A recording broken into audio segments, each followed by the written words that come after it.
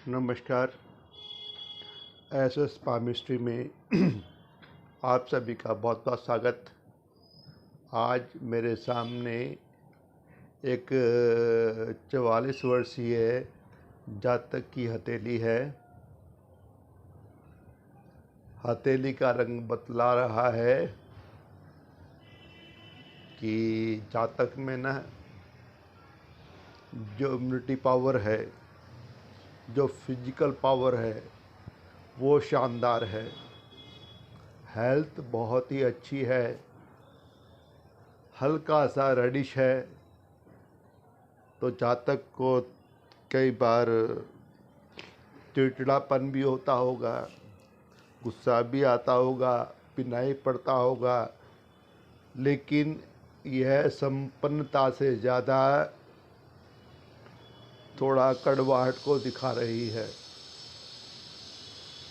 यदि हम लोग हथेली की हैवीनेस देखें तो ये एवरेज है, बहुत पतली नहीं है, बहुत मोटी भारी नहीं है।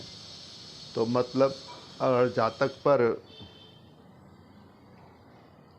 इस तरह का योग बन रहा है कि उसका फ़ायदा होना है, तो वो कम मात्रा में होता है, और अगर नुकसान होता है तो वो ज़्यादा मात्रा में होता है, क्योंकि हथेली बहुत मोटी नहीं है। मोटी हथेली हो तो शुभ मानी जाती है। आगे चलिए, इनके जो हथेली है उसका शेप देखते हैं। ये इस तरह से, और फिर नीचे की तरफ, और फिर ये यहाँ से यहाँ तक। तो कई बार आभास होता है कि स्क्वायरिश है, और साथ में ये भी एहसास होता है कि थोड़ा ऑब्लॉन्ग है। अगर ये स्क्वायरिश है तो जातक बहुत मेहनती, साथ में हेल्दी भी, और फिजिकल चैलेंजेस उसे बड़ा चैलेंज करते हैं, और जीवन में उसका सफलता के लिए मूल मंत्र है, वो है हार्ड वर्क, कठिन मेहनत। बहुत रिलायबल है, ऑनेस्ट है, लेकिन थोड़ा इंट्रोवर्ट रहता है ऐसा जातक। अगर थोड़ा सा इसमें इनपुट है ऑब्लॉन्ग का, तो ऐसे जातक ना मार्केटिंग और सेल्स में अच्छे होते हैं, क्योंकि उनके खास गुण होता है, वो है कि वह बैठकर दूसरों से काम करवा सकते हैं। और मार्केटिंग में अच्छे क्योंकि वे अपने लॉजिक को बड़े शानदार ढंग से प्रूव कर सकते हैं दूसरे के सामने।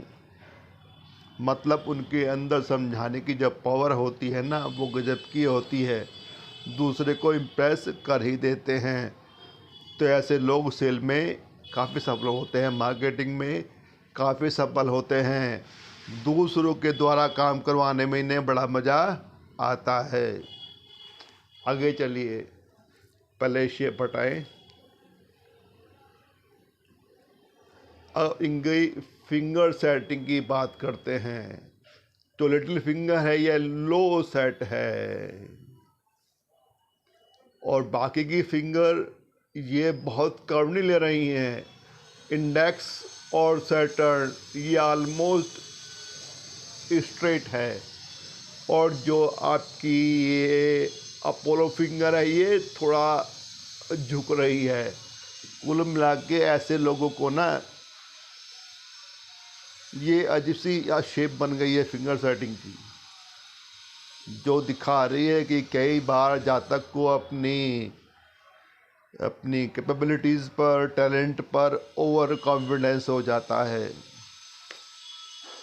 ऐसे में वह कई बार उसके निर्णय बड़े फैटल साबित होते हैं।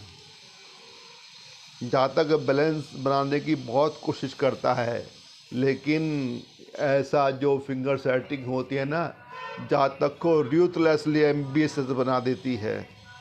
बड़ी तमन्नाएं, बड़ी महत्वाकांक्षाएं, बड़े एम्बिशंस होते हैं ऐसे जातक के, और उसे पूरा करने के लिए उसके अंदर एक बड़ी लालसा होती है, और उसके लिए कुछ भी करने को तैयार है।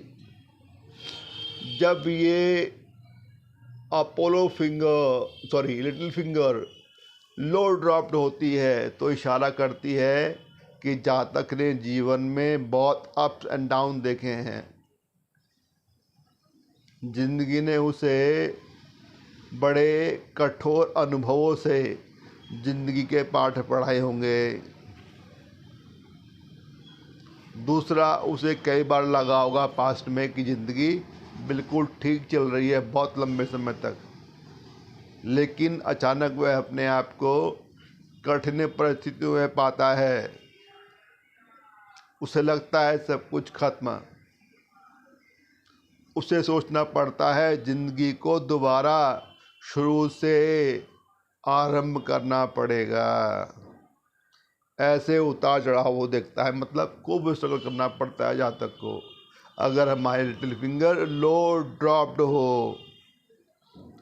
आगे चलिए, फिंगर सेटिंग से आगे चलते हैं हम लोग और बात करते हैं इनकी फर्स्ट फिंगर। ये इंडेक्स फिंगर है जो झुक रही है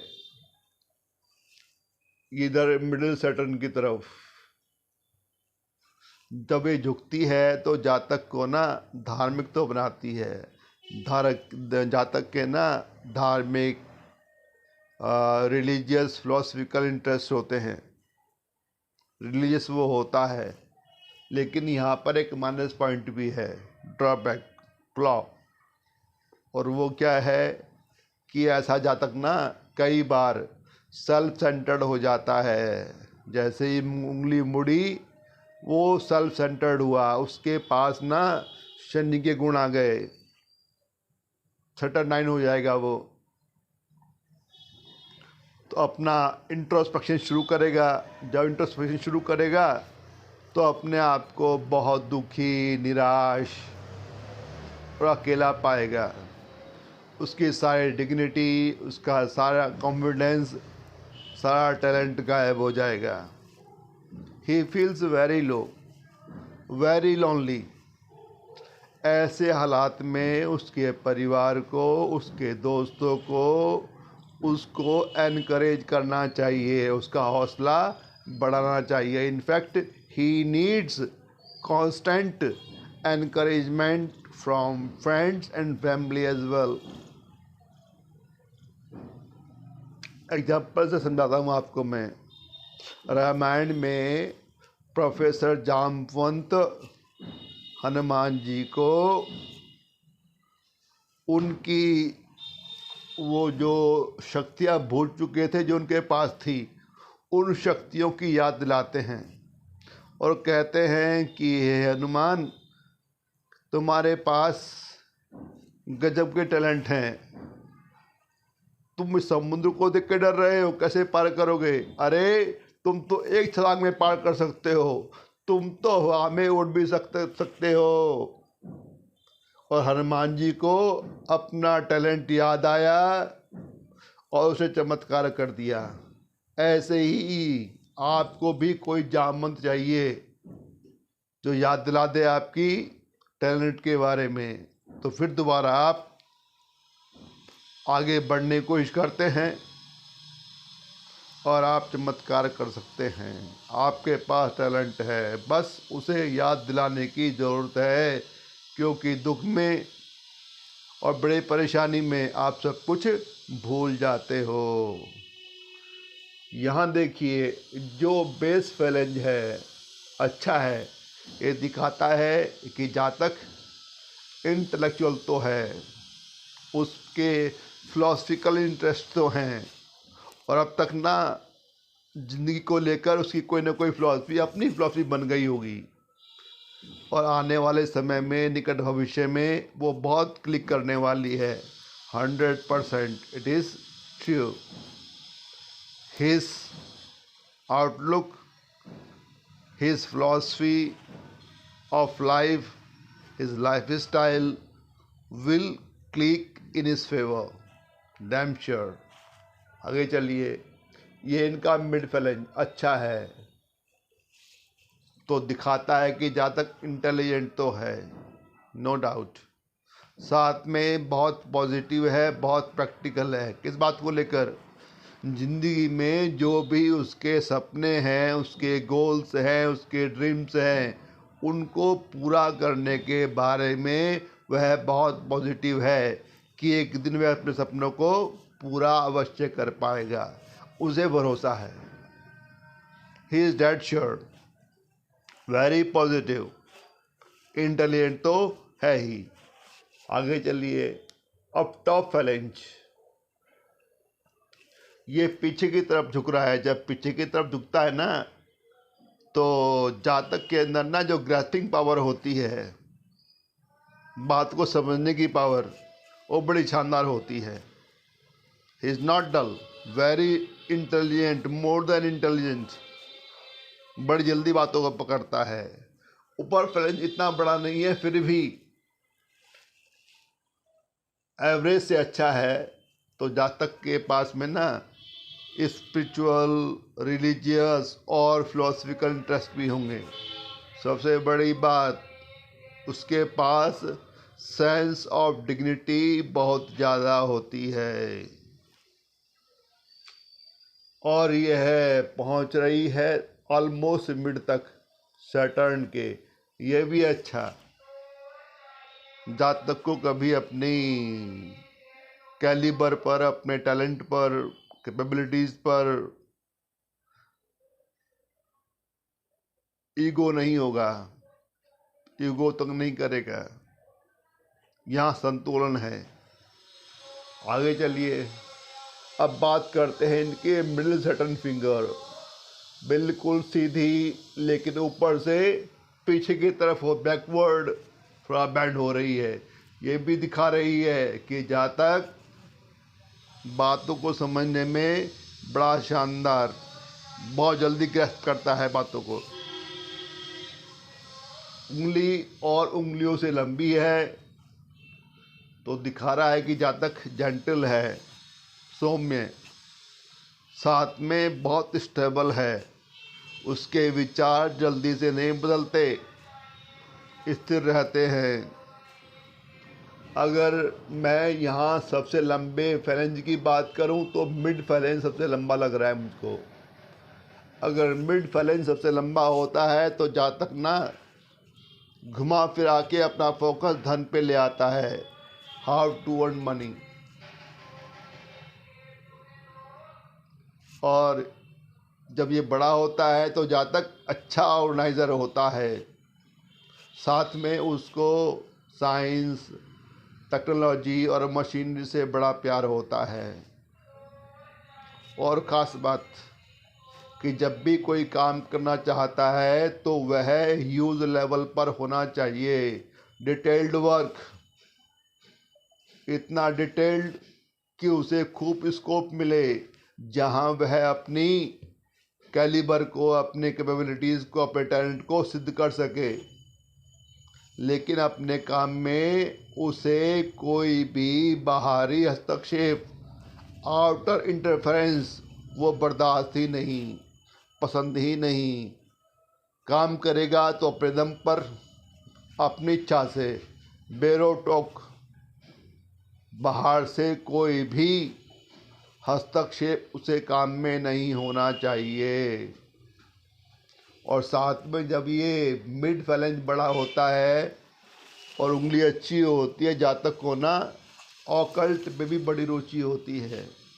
चाहे पामिस्ट्री हो, चाहे वो एस्ट्रोलॉजी हो, चाहे वो tarot card reading, face reading, इन सब में गुड विद्या में उसकी रुचि होती है। अब बात कीजिए नीचे बेस फैलेंज की। बेस फैलेंज दिखाता है कि जातक का ना किसी रूप से ज़मीन से जुड़ाव होगा। बागवानी का शौक़ हो, खेती का शौक़ हो, हरियाली का शौक़ हो, या उसे जो पुरानी परंपराएं हैं ना, ओल्ड कस्टम्स, ट्रेडिशंस, उनको फॉलो करने में बड़ा अच्छा लगता है। He is not a rebellion, against old customs. He believes to follow them. ये खास बात। और तीसरी बात, अगर ऐसा भी नहीं है तो जातक के पास एक खास कुशलता होती है, मानसिक कौशल, मेंटल विट, कि जो असंभव से काम होते हैं ना, materialistic affairs, worldly things, worldly affairs जो इम्पॉसिबल से होते हैं, ऐसा जातक उन कामों को दूसरे के द्वारा अपने मानसिक कौशल से पूरा करवा लेता है। यह उसके अंदर खास बात, जो औरों को असंभव लगेंगे वह उनको आसानी से पूरा करवा लेगा। अब टॉप फ्लैंज की बात कीजिए, ये भी अच्छा है। ये दिखा रहा है कि जातक प्रूडेंट है, कॉशियस भी है, उसके फिलोसफिकल और स्पिरिचुअल इंटरेस्ट भी हैं। लेकिन एक गड़बड़ है, एक यहाँ माइनस पॉइंट। वो क्या है कि कई बार उसको ना वह सुपीरियरिटी कॉम्प्लेक्स का शिकार हो जाता है। उसे कई बार लगता है कि अपनी उम्र के लोगों से वो ज़्यादा अच्छा है, बेहतर है। तो कई बार उसको ना, हर बार नहीं, कई बार उसको सुपीरियरिटी कॉम्प्लेक्स भी तंग कर देता है। तो आज हमने बात की इंडेक्स के बारे में और मिडिल सैटर्न के बारे में, और कल आगे बात करेंगे इनके अपोलो और लिटिल फिंगर के बारे में। फिर धीरे धीरे पूरी हथेली को लेंगे। वीडियो देखने के लिए बहुत बहुत धन्यवाद। चाल यही रहेगी, गति यही रहेगी, स्पीड यही रहेगी। मुझे सहन करने के लिए आपका बहुत बहुत धन्यवाद। Thank you very much.